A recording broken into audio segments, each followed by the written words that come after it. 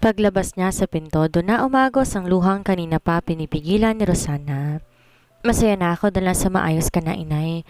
Kung ano mang kahinatnan ang gagawin kong pagiging proxy bride ko, alam ko, nariyan lamang po kayo para sa akin. At sana'y mapatawad ako ng lalaking pakakasalan ko. Aniya at naglakad siya papalabas ng ospital. Nang makalabas si Rosana, kaagad na siyang sumakay ng taxi at nagpahatid sa bahay ni Sherry. Paglipas ng isang oras sa biyahe, narating nila ang bahay nito. Manong, ito pong bayad ko. Salamat po. Aniya sa driver ng taxi. Salamat din, miss. Sagot nito at siya ay bumaba na. Wow, dito siya nakatira. Pangmayaman. Lumapit siya sa gwardya. Magandang araw po, Manong. Pwede pong magtanong? Magalang niyang sabi. Ano yon, miss? Dito ba nakatira si Sherry Sulaiman? Ah, si Ma'am Sherry.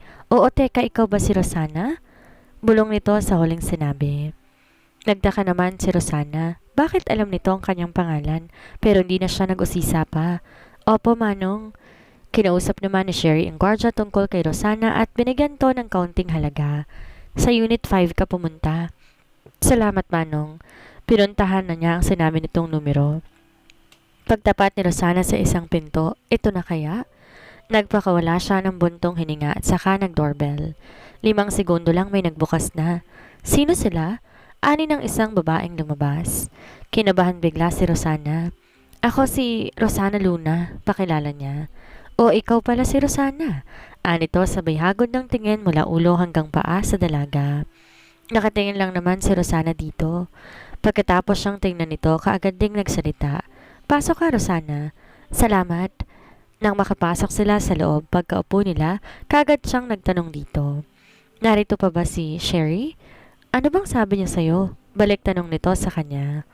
Nararamdaman naman ni Rosana ang pagkadisgusto ng kaharap sa kanya. Prangka siyang tao kahit mahiyain siya. Alam ko hindi mo ako gusto, miss, pero may usapan kami ni Sherry na dapat kong tuparin. Oo, tama ka. I don't agree sa usapan ninyo. She told me everything. Pangloloko tong gagawin ninyo. Medyo galit na sabi nito. Kay Sherry mo sabihin yan, miss. Dahil siya ang may plano nito, hindi ako. Manloloko ka rin, di ba? Dahil pumayag ka sa gusto niya. Alam niya na masama ang tingin nito sa kanya pero nandito na to, kailangan niyang gawin. Kung yan ang tingin mo sa akin, wala akong magagawa. Ano pa nga ba? Siraulo kasi ang babaeng yun eh. Ako nga pala si Mika. Pasensya ka na kanina ha. Naiinis lang kasi ako kay Sherry eh. Malumanay na sabi nito. Okay lang. Sa totoo lang, nasupladahan ako kanina sa'yo kasi naman, kung makatingin ka sa akin, wagas ba? May ngiting aniya. Ganun ba? Sorry ha. Inis na inis talaga ako sa kanya eh. Kung pwede lang sa bunutan kong babaeng yun ako. Ginawa ko na bago siya umalis. Biglang nag-iba ang way ng kanilang pag-uusap. Parang close na ba sila? Wala na sila dito sa Pilipinas? Oo. So, naiindama na ba yung sarili mo sa maaaring mangyari bukas, Rosana? Oo. Kung ano man ang mangyayari, tanggap ko yun. Expected ko na kung anong magiging reaksyon ng groom. Ako ang kinakabahan eh. Parang ayokong dumalo tuloy bukas. Really? Parang nakikita ko nga ang galit ni Edward. Sabi nga nila masamang magalit ang taong mabait. Eh di mas lalo na ako. May ka pa din akong nararamdaman. Sana pag nalaman niyang hindi si Cher yung pinakasalan niya, walang pirmahan na magaganap para makauwi kagad ako sa amin. Alam mo, Rosana, ang gwapo ni Edward. Mayaman pa, mabait at nasa kanya ng lahat. Ewan ko ba sa babaeng yun kung bakit ipinagpalit niya si Edward kay Felix na kahit ipwet niya wala sa kalingkingan nito. Ang lamang lang yata nito sa romansahan. Hay, ewan talaga. Mika, dahil sa pag-ibig, kaya nagawa ni Sherry na iwan tong si Edward. Gwapo rin naman si Felix at malakas ang karisma. Oo, karismang nagpatanga, nagpagaga, nagpabaliw kay Sherry. Love naman niya to, Mika. Hay, tama ka, Rosana. Love can do everything. Kahit alam mong may masasaktan ka, baliwala ito. Yan ang ginawa ni Sherry. Kahit naman siguro ko eh, gagawin ko rin yung ginawa ni Sherry. Maging masaya lamang ako sa piling ng tunay kong mahal. Tama na ngang usapan natin tungkol kay Sherry. Magpahinga ka na para bukas fresh na yung beauty mo. Halika, sasamahan kita sa silid. Tura ni Mika sa dalaga. Sa gabing yon, may stag party naman para kay Edward. Wow, bro! Magpasaya ka na ngayon, itodo mo na. Dahil ito na ang huling gabi na buhay binata ka. Ani ng mga kaibigan nito. Napatango naman si Edward sa kaibigan niya. Pagkaraan ng ilang sandali ay nagsilabasan na ang mga babaeng nagsasayaw sa harapan nila ng hubad. Bakit ganito ang nararamdaman ko? I feel something's not right. Kamusta kaya ang party ni Sherry ngayong gabi? Nag-enjoy kaya siya? Turan ni Edward sa sarili. Nang maramdaman niyang hinuhubaran siya ng mga babae, pinigilan niya ito. No ladies, this body is for my wife only. Kaya sa kanina na lamang ninyo gawin ang nais ninyong mangyari? Sabay turo niya sa mga kaibigan. Ang killjoy mo naman bro.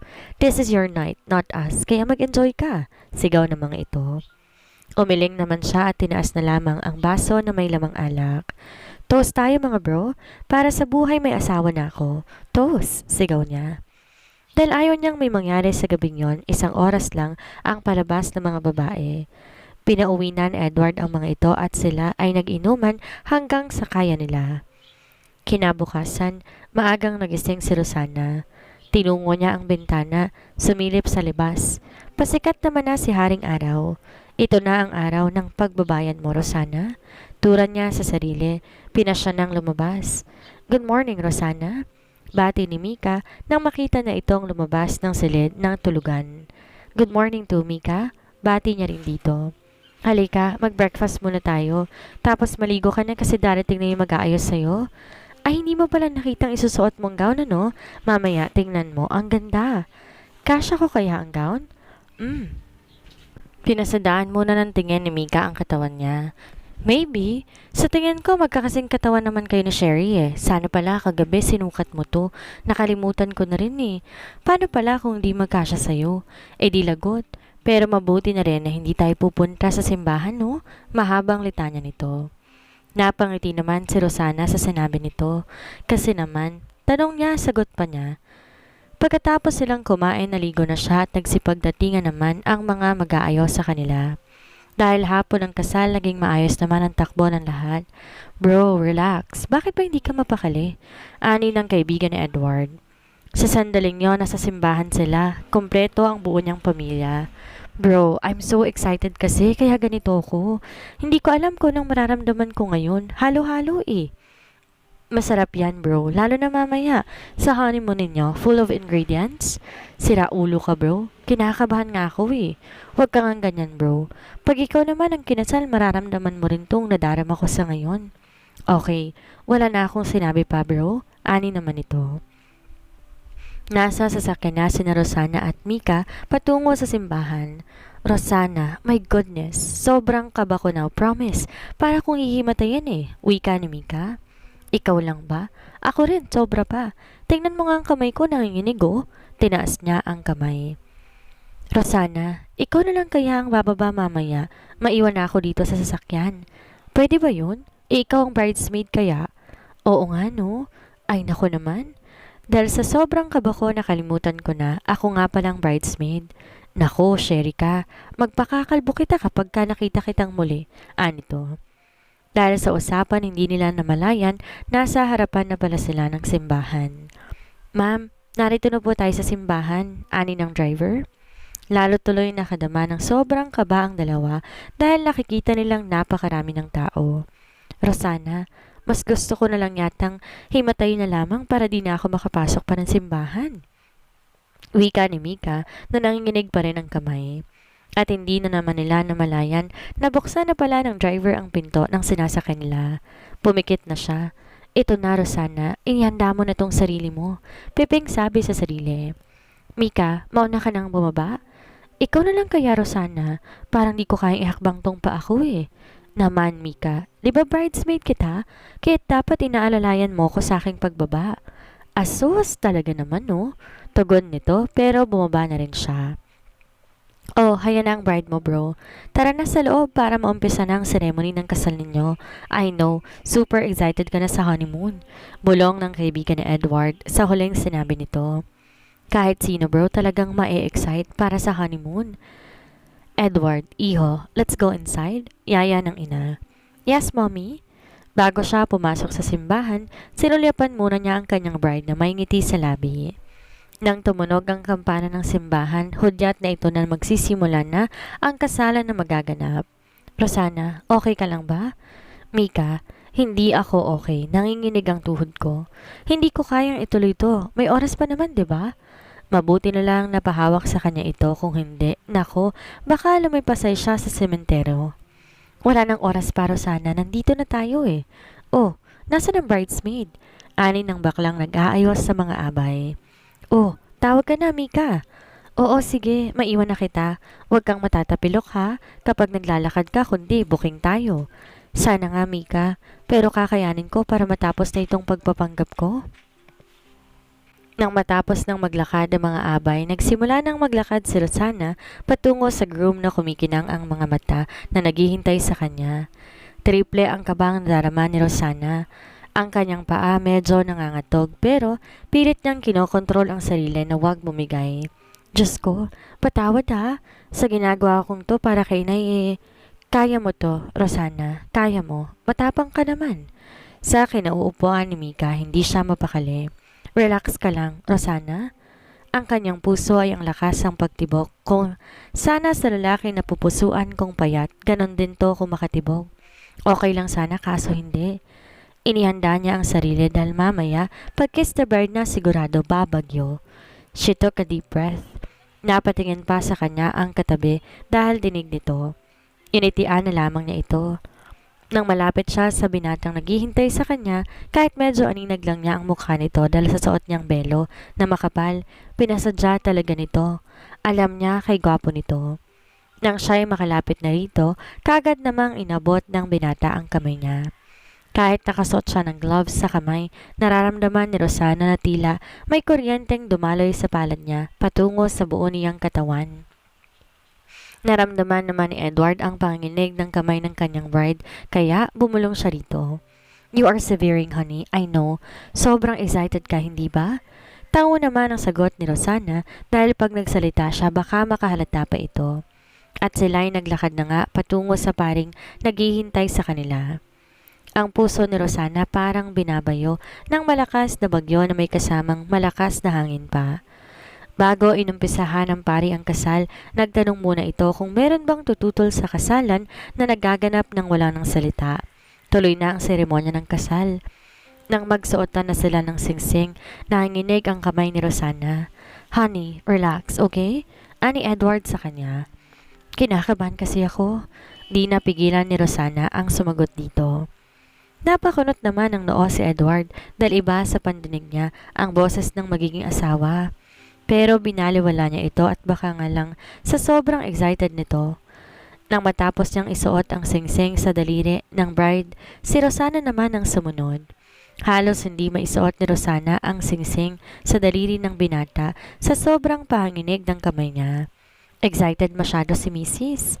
May ngiting ani naman ng pari dahil kitang-kita rin ang panginig ng kamay nito. Oo nga, Father. May ngiting sagot ni Edward dito pero sa bride niya siya nakatingin at napaisip tuloy siya dahil kakaibang galaw nito. Parang hindi siya Sherry ah. Sobra naman ang pagka-excited nito. Hindi naman ganyan si Sherry. At bakit tila masyadong makapal ang belo niya? Hindi ko tuloy maaninag ang mukha niya. Tura ni Edward sa sarili. Nang matapos ang seremonya, kaagad sinabi ng pari na, Edward, pwede mo nang halikan ang asawa mo dahil magmula sa araw na to, kayo ay mag-asawa na sa hirap at ginhawa. You may now kiss your bride. Napahawak sa dibdib niya si Rosana. Diyos ko, ito na. Kaagad tinaas ni Edward ang belo ni Rosana. Napapikit naman ito dahil ayaw niya na makita ang reaksyon o galit sa mukha ng binata. Nagulat si Edward pagkakita sa mukha ng babaeng sinabihan niya ng I do at rumihistro sa mukha niya ang isang matinding galit. As expected nila, sino ka? Mariing wika niya. Unti-unting iminulat naman ni Rosana. Galit sa mata nito ang kanyang nakita. Nagtaka ang lahat ng tao, nagbulungan sa tanong ni Edward. Sandali lamang, bakit mo itinatanong ang iyong asawa, Edward? Ani ng pari. Dahil hindi siyang babaeng dapat kong pakasalan, Father. Who are you? Nasaan si Sherry? Napatitig naman ang pari sa dalaga. Nagkagulo naman ang mga tao sa simbahan dahil iba ang babaeng pinakasalan ni Edward. Sumagot ka. What the hell is going on? Di naman mahagilap ni Rosana kung ano ang isasagot niya rito. Answer me. Sino ka at nasan si Sherry? Sabay hawak sa balikat ni Rosana at niyugyug ito na may diin. Nakadama ng sakit si Rosana sa paghawak ng binata sa balikat pero binaliwala niya ito dahil alam niya ang nararamdaman nito. Pasensya na. Ang tanging lumabas sa bibig ni Rosana. Namumuo ang luha sa kanyang mga mata pag sinisigawan siya nito. Mapapahagulhol siya sa iyak. Damn you! I don't need that word. Ang tanong ko ang sagutin mo. Bulyaw niya sa mukha nito. Napapikit si Rosana kasabay ng pagdaloy ng saga ng luha sa kanyang pisngi.